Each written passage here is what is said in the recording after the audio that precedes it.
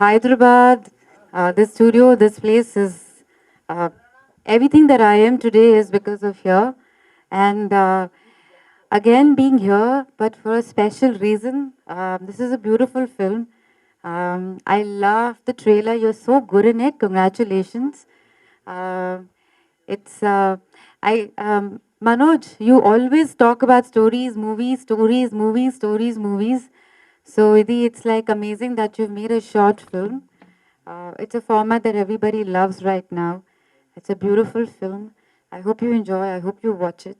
Uh, and it takes a lot to tell a story. So congratulations to everyone who's part of it.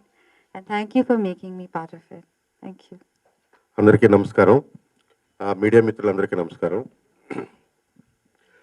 Manoj గారు చెప్పినట్టు ఇది చిన్న film అన్నారు కదా. చిన్న ఫిల్మ్ పెద్ద ఫిల్మ్ ఏమి ఉండదు. ఫిల్మ్ ఉంటుంది. ఫిల్మ్ ఏం చేస్తుంది అనే దాన్ని బట్టి దాన్ని చిన్న ఫిల్మ్ పెద్ద ఫిల్మ్గా అది ఇదవుద్ది.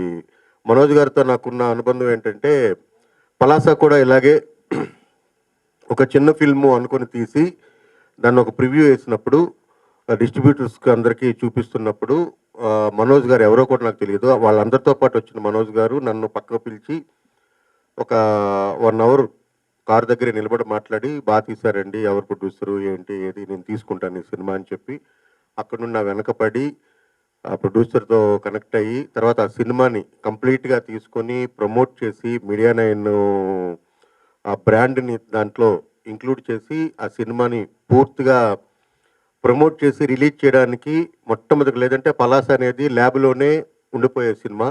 ఈరోజు నేను ఇక్కడ నిలబడి ఉండేవాడిని కాదు. దానికి 100% కారణం మనోజ్ గారు. సో నేను లైఫ్ టైం నేను గుర్తుపెట్టుకున్న పేరు మనోజ్ గారు, ఫస్ట్ థింగ్. సెకండ్, అది అయిపోయిన తర్వాత ఒక 20 రోజులకి కరోనా వచ్చింది. అంటే ఫస్ట్ వీక్ సినిమాకు కొంత పేరు వచ్చి సెకండ్ వీక్ థియేటర్లు పెరిగిన టైంలోనే ఫస్ట్ వేవ్ రాగానే థియేటర్లన్నీ బంద్ అయిపోయినాయి. సో ఒక ఫస్ట్ ఫిల్మ్ డైరెక్టరు 3 ఏళ్ళుగా ఇంకే పని చేయకుండా సినిమా మీద, ఒక చిన్న సినిమా మీద ఉన్న డైరెక్టరు, అలాగే నేను చిన్న కుర్రోడిని ఏమి కాదు, అంటే ఇంకొక ఫీల్డ్లోకి వెళ్తాను, ఇంకోటి చేద్దామని, అంటే 30-40 ప్రొఫెషన్స్ చేసిన తర్వాత వచ్చిన ప్రొఫెషన్ ఇది. దీని తర్వాత ఇంకేంటి అంటే ఏం తెలియదు నాకు కూడాను. సో అలాంటి పరిస్థితుల్లో అగమ్యగోచరంగా ఉన్నప్పుడు మీకు అందరికీ తెలుసో లేదో ఓటీటీస్ అనేవి అప్పటికేమీ ఫేమస్ కాదు. ఓటీటీ మీద అంత పట్టు లేదు, ఎవరికి ఏం తెలియదు. ఇంకా థియేటర్ అనేదే బ్రతుకుంది, బాగా బ్రతుకున్న టైంలో ఓటీటీకి ఫస్ట్ దాన్ని పుష్ చేసి అమెజాన్లో పలాసాని పెట్టి దేశవ్యాప్తంగా దానికి పేరు తీసుకొచ్చిన క్రెడిట్ కూడా మనోజ్ గారికి చెందుతుంది. సో తర్వాత అది అమెజాన్లో ఆల్ టైమ్ బ్లాక్ బస్టర్గా ఉండడం, కరోనా మొత్తం దేశం మొత్తం సినిమా చూడడం, పారంజిత్ లాంటి వాళ్ళంతా దాన్ని ప్రశంసించడం, దాంతో మన ఇండస్ట్రీ చూడడం, నన్ను పిలవడం, తర్వాత సినిమా రావడం, తర్వాత ఇక్కడ దాకా నేను రావడానికి కారణం అంటే మనోజ్ గారు ఫస్ట్ నుండి ఆయనకి విపరీతమైన, అంటే సినిమాలో ఉండాలి, సినిమాకి సంబంధించిన పనులు చేయాలి, అది ఏదైనా కావచ్చు.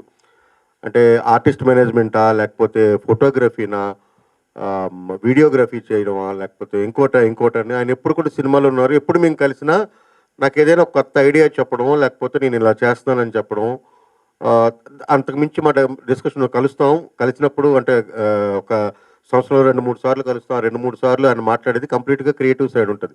కలిసిన ప్రతిసారి ఏదో కొత్తగా చెప్తారు. రీసెంట్గా నాకు చెప్పింది ఏంటంటే, సార్ నేను ఒక మోడల్ని ఒకటి అనుకుంటున్నాను, ఆ మోడల్ అంతా ఆయన తర్వాత మీకు చెప్తాను, నేను చెప్పకూడదు, అది ఓ మోడల్ అనుకుంటున్నాను. ఆ మోడల్కి సరిపోయేటట్టు కంటే కొత్త జనరేషన్కి సరిపోయేటట్టు ఎంటర్టైన్మెంట్ ఇండస్ట్రీలో వచ్చే విప్లవం ఏదైతే ఉందో ఆ రెవల్యూషన్కి తగినట్టుగా నేను ఒక మోడల్ని అనుకున్నాను.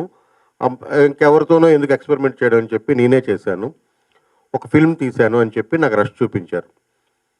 అది నేను యాక్చువల్గా ఏంటంటే, సరే ఫోటోగ్రాఫర్ దగ్గర ఉండే ఒక కెమెరా ఏముంటుంది, మ్యాక్సిమం ఉంటే ఒక FX3 లాంటి కెమెరా ఉంటుంది, దాంతో లైట్లు అవన్నీ చెప్పారు, పెద్ద యూనిట్ ఏం లేదు సార్ అంటే. కానీ చూస్తే ఆయన ఒక ఫ్యాషన్ ఫోటోగ్రాఫర్గా అనుకున్న అనుభవం అంతా ఉపయోగించి లైట్లు, అంటే ఇప్పుడు ఏదైతే మనకి సమ్మె జరుగుతుందో, మళ్ళీ అంటే టాపిక్ డైవర్ట్ అయిపోద్ది, కానీ అదంతా ఏం లేకుండా కూడా ఒక సినిమా చేయొచ్చు, ఒక అద్భుతమైన ఫుటేజ్ తీయొచ్చు అన్నది అయితే నాకు చూపించారు. ఒక 3 వీక్స్ బ్యాక్ చూపించారు నాకు.